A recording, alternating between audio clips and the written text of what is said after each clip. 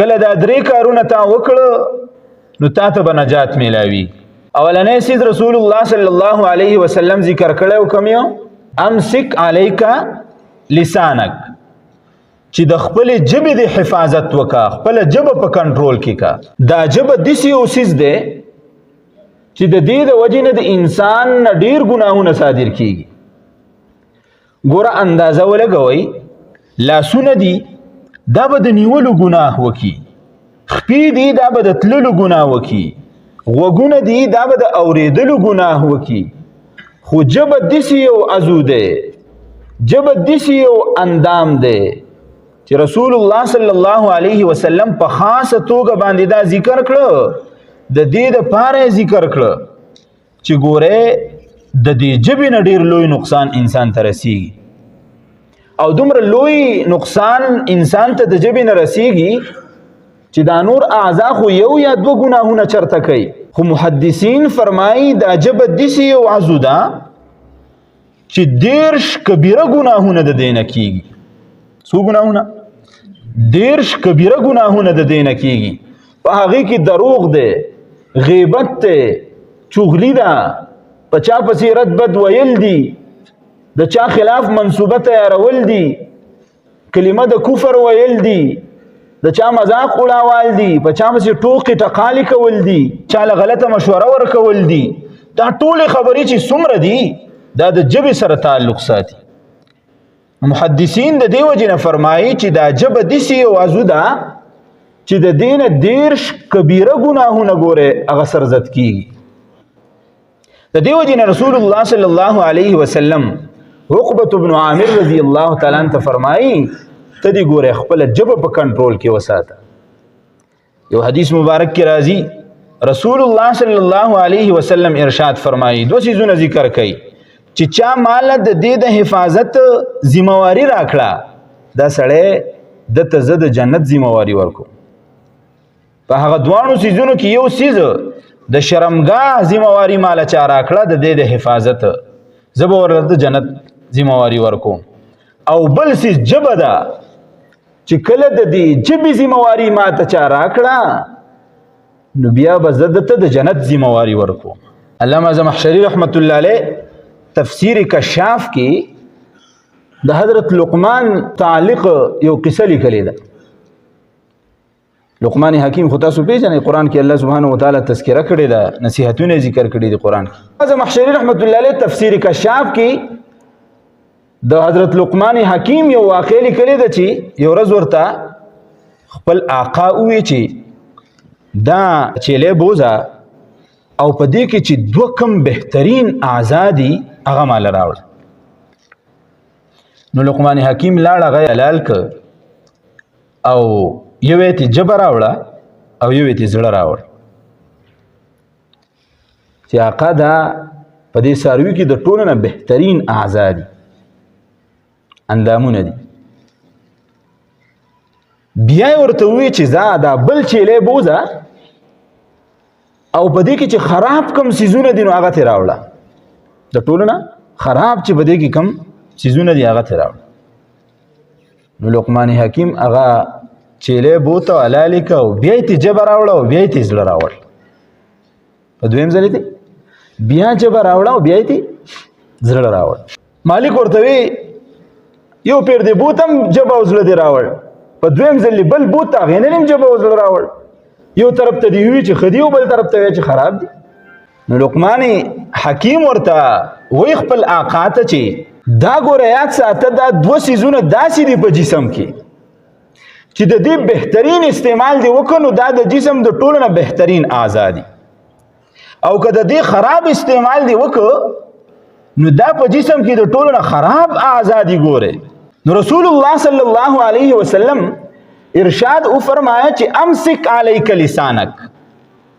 عقبة بن عامر د خپل ژبې حفاظت ته وکړه، ډیر ګناهونه به کنټرول شي. امام غزالی رحمت الله علیه احیاء علوم الدین کې لیکلی دي چې کوم یو انسان دوه کارونه وکړي د زندگی به د رسول الله صلی الله علیه وسلم د طریقې موافق تیریږي. یو د انسان جسم دا ظاهر دی او بل باطن دی. چې کوم یو انسان د مونځ پابندي کوي د ده ظاهر به برابرېږي، او چې کوم یو انسان د ژبې حفاظت کوي، ردې بدې کنځلې خوشې خبرې غلطې خبرې دا چاته نه کوي، امام غزالی رحمت الله علیه فرمایي د ده باطن به برابرېږي، باطن به درست کیږي. نو یو خو د ژبې خبره شوله. او دویم رسول الله صلی الله علیه وسلم نصیحت څه وکړه د نجات لپاره چې ستا کور ستا دپاره کشاده دی، یعنی بیجا د کور نه ګورې مه وځه. نصیحت یې څه وکړه؟ بیجا د کور نه مه وځه. امام ترمذي رحمت الله علیه دا حدیث راوړی دی په حسن درجه کې دی چې ته د خپل کور نه مه وځه. که د کور نه وځې تا ته به 20 قسمه ګناهونه مخې ته ولاړ، د چا څه به ودرېږي نیکې خبرې به کوې، एकदम به پکې لاړ شي چېرته د پلانکي غیبت. نو د کلي د هغه سر نه به شروع کړي، نه به پکې تبلیغي وګورې، نه به پکې مولا وګورې، نه به پکې سړی او ښځه وګورې، او ټول به یاد کړي. رسول الله صلی الله علیه وسلم ورته دویم نصیحت څه وکړه؟ ستا کور ستا دپاره کشاده دی، په کور کې قید شه، بغیر د ضرورته د کور نه مه وځه بار ته. او دریم نصیحت رسول الله صلی الله علیه وسلم ارشاد وفرمایا وابکی علی خطیئتک، په خپلو ګناهونو باندې جاړه. دا ډېر لوی شی دی، په خپلو ګناهونو باندې جړل دا مغز دی، مغز د انسان د ژوند د بهترۍ مغز دی. کوم یو انسان په خپلو ګناهونو باندې جاړي. حضور نبی کریم صلی الله علیه وسلم څومره اوچته هستی وه، دا دنیا د هغه د مخه آباده ده، خو د هغې باوجود په یو موقع باندې امام بخاري رحمت الله علیه حدیث نقل کړی دی. راغی مسجد نبوي ته او حضرت عبدالله ابن مسعود رضی الله تعالی عنه ته حکم کوي چې ما ته تلاوت وکړه. عبدالله ابن مسعود رضی الله تعالی عنه تلاوت شروع کړ، خو د تلاوت نه مخکې رسول الله مبارک ته وی دا الله رسول زه تا ته څنګه تلاوت وکړم، قرآن خو په تا نازل شوی دی. رسول الله مبارک ورته وایي نن مې زړه کېږي چې د بل چا نه واورم. تلاوت شروع کو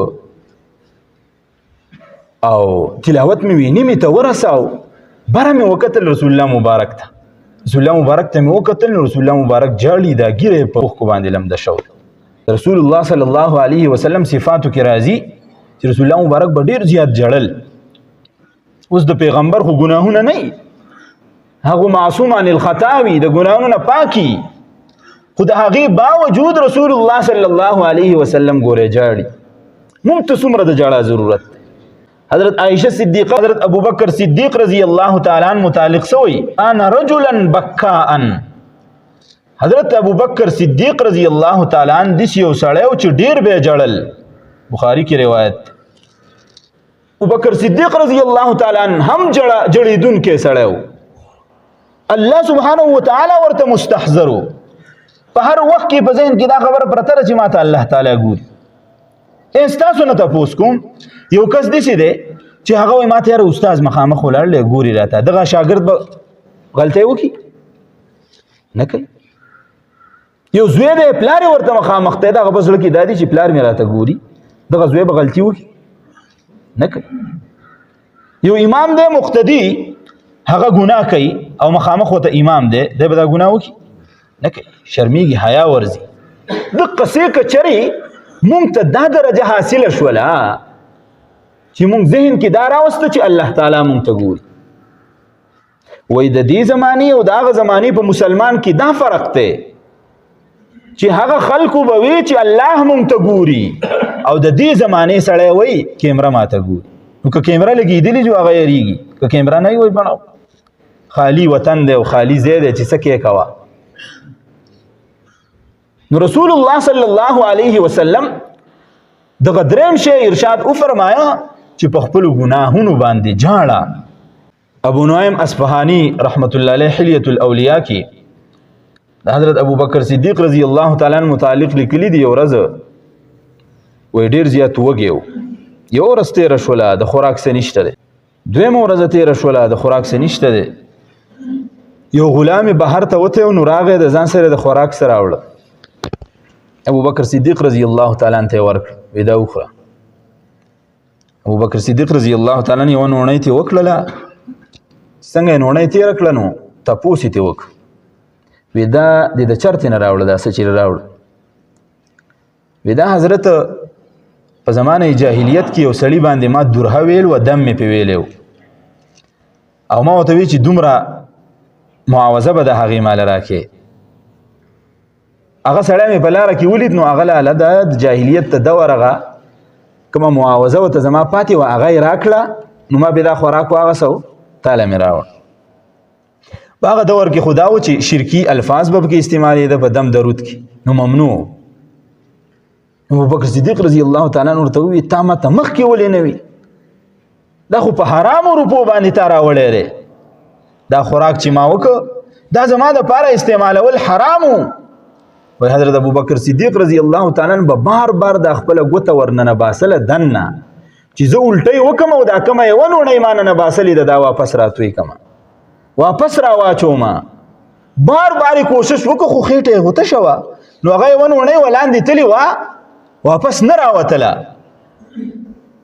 اوبه یې پسې اوس کې چې دا اوبه مې خېټه ډکه کي او بیا ګوته ورننه باسم او دا قیکم چې بهر ته یې را وباسم ډېر کوشش یې وکړه نه راوتله نو چا ورته ووایي چې حضرت دا خو تا په خطایۍ کې وخوړله د دې خو به څه ګناه هم نه وي تا پې کوشش هم وکړه اوس نه راوځي بس پرېږده چې تلې ده جو بس قلار ته شه حضرت ابوبکر صدیق رضی الله تعالی عنہ یری ته ګوره د الله سبحانه وتعالی په در کې زارۍ ته ګوره حضرت ابوبکر صدیق رضی الله تعالی عنہ ارشاد فرمایي څنګه زه دا په خپله خېټه کې پاتې کم د حرامو دا نوڼۍ چې د رسول الله صلی الله علیه وسلم نه ما په خپله اورېدلي دي ما من جسد نبت من سخط فالنار اولا به چې یو جسم هغې نشونما په حرامو سره وشي نو د هغې جسم دپاره اور بهتر دی چې دا جسم دی په اور کې وسوځولی شي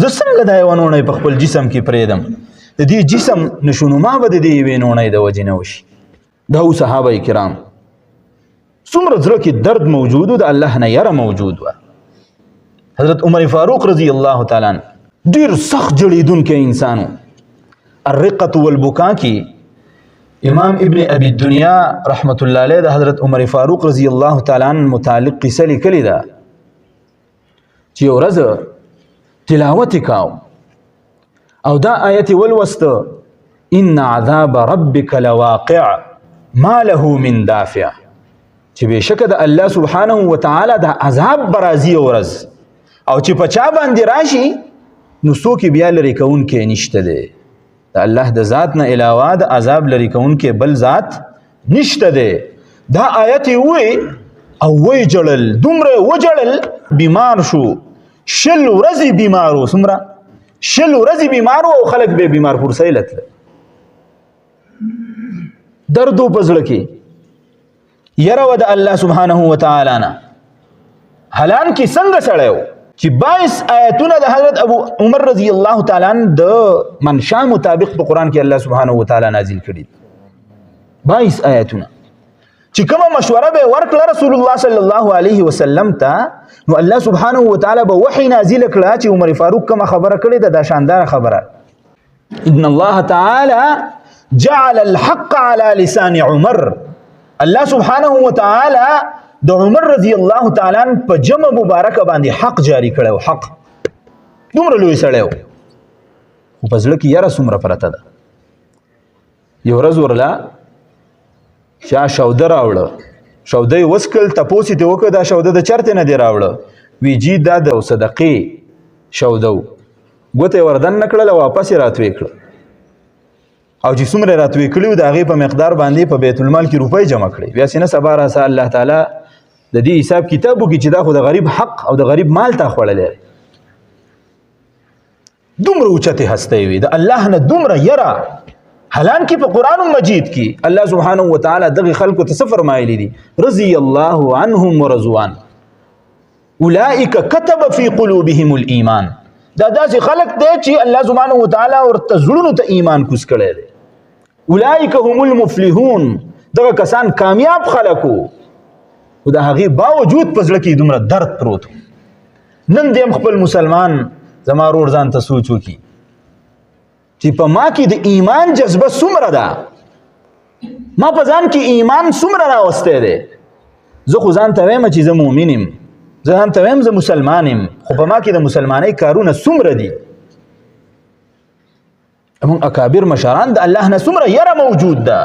امام غزالی رحمت الله علیه احیاء علوم الدین کې د حضرت ربیع ابن الخیثم رحمت الله علیه متعلق لیکلی دي، د یو بزرګو د ده متعلق لیکلی دي چې د ځان دپاره قبر په خپل کور کې جوړ کړی، قبر په خپل ژوندانه باندې قبر جوړ کړی او د مازدیګر چې به شو د مازدیګر د مونځ نه بعد به دی ورغی او په قبر کې به سملاس ربیع ابن الخیثم په قبر کې به سملاس او ځان ته به وی ربیع ستا وخت ختم شو، اوس ځان ته سوچ وکړه که الله د سره حساب کتاب کوي ستاسې څه دي؟ څه شته چې الله ته ووایې؟ دقه 15 فوټه او 6 فوټه ستا قبر دی، ستا وجود دی او دا تنګه ګړه ده په دې کې پروت دی، هېڅوک در سره نشته دی، الله له به څه جواب ورکې؟ دا به پروت و، ځان ته به دا خبرې وکړې او بیا به د قبر نه چې راوتنو یو عجیبه خبره به ځان ته وکړه، وې ځه موقدر ته بیا میلاو شوه، په دې ورځ کې ښه عبادت وکړه، واپس به د قبر نه راووت، په سبا له به بیا دا چل وکړه، بیا چې به د قبر نه راوتنو وې زه موقدر ته مې نن بیا میلاو شوه.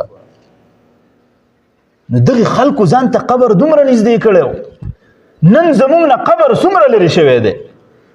خپل زوی دفن کو، خپل رور دفن کو، خپل ښځه قبر ته کوزه کو، خو د هغې باوجود زموږ سره فکر پیدا نه شو، زموږ سره د خپل آخرت فکر او سوچ دا تر اوسه پورې پیدا نه شو.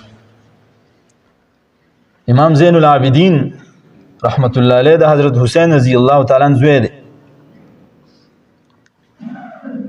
او د الله تعالی نه دومره یره وه په یو موقع باندې امام زین العابدین وایي حج لته، نو د اواز یې لګاو په لاره باندې لبیک اللهم لبیک، هېڅ طرح پرېوته او بېهوشه شو، چې په هوش کې راغی نو چا ته تپوس وکړه تا خو ناره لګوله او په دې کې بېهوشه شوې، ولې خیر و؟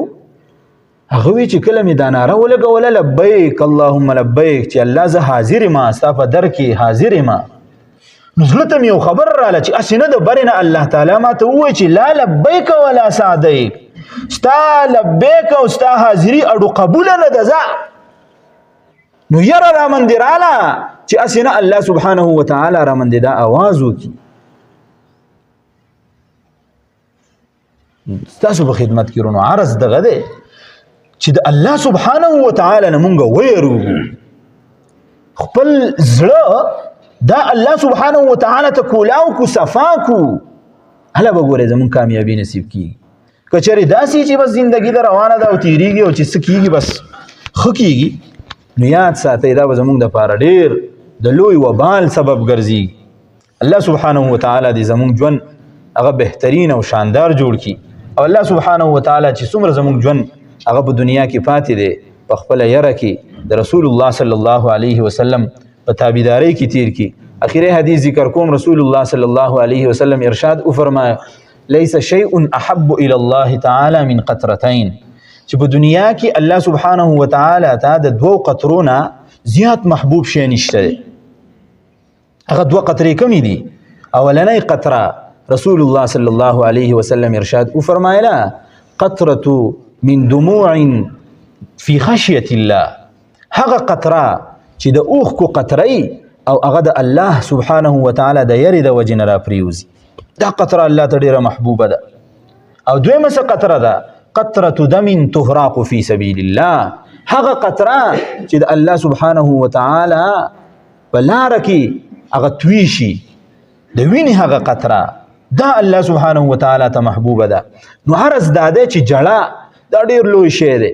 حدیث مبارک کې راځي رسول الله صلی الله علیه وسلم ارشاد فرمایي 7 یظلهم الله فی ظل عرشه یوم لا ظل الا ظله، چې هغه 2 کسان چې د قیامت په ورځ باندې قیامت برپاش په هیڅ ځای کې سوری نه سوا د الله سبحانه وتعالی د عرش د سوري، 2 کسان به داسې چې هغه به د دغې عرش د سوري د لاندې، په هغې کې یو کس کم یو دی رجل ذکر الله خالیا ففاضت عینا، هغه سړی چې هغه د الله سبحانه وتعالی ذکر وکي الله سبحانه وتعالی یاد کی او د الله د یری د وجنا د سترګو نه اوښ کرا پریوزي. سکونی دل کې لیکلی دی چې الله سبحانه وتعالی دومره مهربان ذات دی چې د چا د سمندر د زګونو عمره ګناهونه همي او د الله سبحانه وتعالی ته وجاړي او د اوښ کا دا د سترګې نه راوځي او په دې بڼو باندې پریوزي، نو د قیامت په ورځ باندې الله سبحانه وتعالی به د دې اوښ کې دومره لاج وساتي چې دغه ټول ګناهونه به معاف کړي. دومره لوی اجر دا څه دا په یوه جړه. نو انشاءالله جاړو به که نه دا خوند چې چا واغسه دا خوند او د الله نه ویرید یقینا دا سړی کامیاب. رسول الله صلی الله علیه وسلم آسانه نسخه ارشاد وفرمایله اتق الله حيث ما كنت. ته د الله سبحانه وتعالی نه یریږه چې په کوم ځای کې په څه معامله کې ځان ته رادوه الله ماته ګوري، الله ماته ګوري. اتق الله حيث ما كنت واتبع السيئه حسنه. او چې کله ګناه وکړي نو ګناه پسې خوشحاله کېږه مه، په هغه ګناه پسې فورا نیکي کوه. چې کله دې هغه نیکي وکړه تمحها نو دغه نیکۍ دې دغه ګناه ختمه کړه. چې کله دې دغه ګناه وکړه ورپسې په دې خوند کې مزه چې مړه الله به ما معاف کوي یا به مې نه معاف کوي، نه. چې کله دې ګناه وکړه ورپسې فورا نیکي کوه تمحها، دغه نیکي به رالګي ستا هغه ګناه به معاف کېږي د هغې د وجې. نو کوو به انشاءالله که نه. الله تعالی دې په دې عمل کولو توفیق راکړي. واخر دعوانا الحمد لله رب العالمین.